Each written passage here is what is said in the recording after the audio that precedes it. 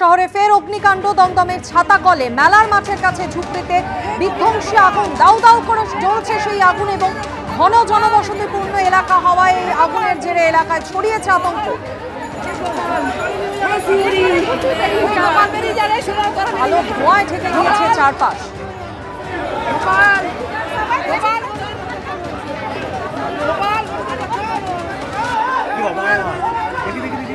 যে জায়গায় অগ্নিকাণ্ডের ঘটনা ঘটেছে সেখান থেকে 1 থেকে 1.5 কিলোমিটার দূরে রেল লাইন, যেখান থেকেও এই আগুনের লেলিহান শিখা দেখা যাচ্ছে। এই মুহূর্তে সেখানে কি পরিস্থিতি জানতে সরাসরি কথা বলে নেব। আমাদের সঙ্গে রয়েছেন প্রতিনিধি হিন্দল দে। হিন্দল, কিভাবে এই বিধ্বংসী অগ্নিকাণ্ডের ঘটনা ঘটলো এবং এখন কি পরিস্থিতি? দেখো, ভয়াবহ পরিস্থিতি এখনো পর্যন্ত রয়েছে এবং এই আগুন, যেটা দমকল সূত্রে জানা যাচ্ছে যে বেলা 12টা 15 নাগাদ লাগে এবং এই আগুন লাগার সঙ্গে সঙ্গে কিন্তু দ্রুততার সঙ্গে সেই আগুন ছড়িয়ে পড়ে। যেহেতু ঝুপড়িতে আগুন লেগেছে, দাহ্য বস্তুতে পরিপূর্ণ, স্বাভাবিকভাবেই দক্ষিণ দমদম পুরসভার 22 নম্বর ওয়ার্ডের অন্তর্গত যে ছাতাকল, সেই ছাতাকলের মাঠ, মেলার মাঠ এলাকায় এই ঝুপড়িতে আগুন লাগার সঙ্গে সঙ্গে এই আগুন দ্রুততার সঙ্গে ছড়িয়ে পড়ে। স্থানীয় বাসিন্দারা প্রথমে হাত লাগান আগুন নিয়ন্ত্রণে আনার জন্য। দমকল সূত্রে জানা যাচ্ছে যে এখনো পর্যন্ত দমকলের 5টি ইঞ্জিন ঘটনাস্থলে পৌঁছতে পেরেছে। তারা আগুন নিয়ন্ত্রণে আনার চেষ্টা চালাচ্ছেন ঠিকই, কিন্তু এখনো পর্যন্ত সেই আগুনকে নিয়ন্ত্রণে আনা সম্ভবপর হয়নি।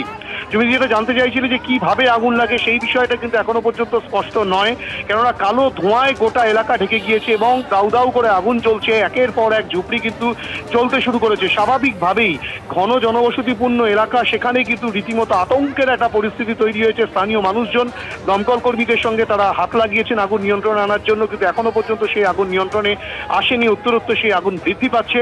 গোটা পরিস্থিতিতে কিন্তু আতঙ্কের একটা আবহ তৈরি হয়েছে এবং এই আগুন কিভাবে লাগলো সে বিষয়টা দমকল কর্মীরা পরবর্তী ক্ষেত্রে খতিয়ে দেখবেন।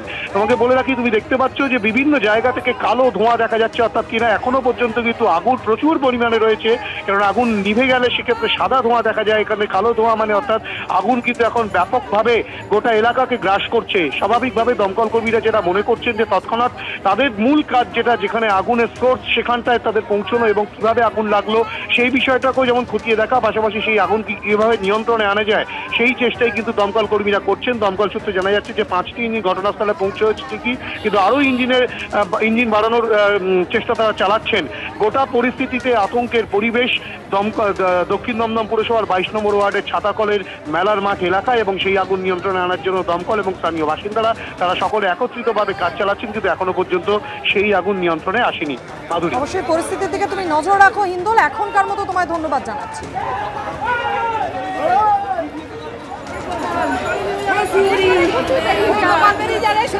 আলো ধোঁয়ায় ঢেকে গিয়েছে চারপাশ।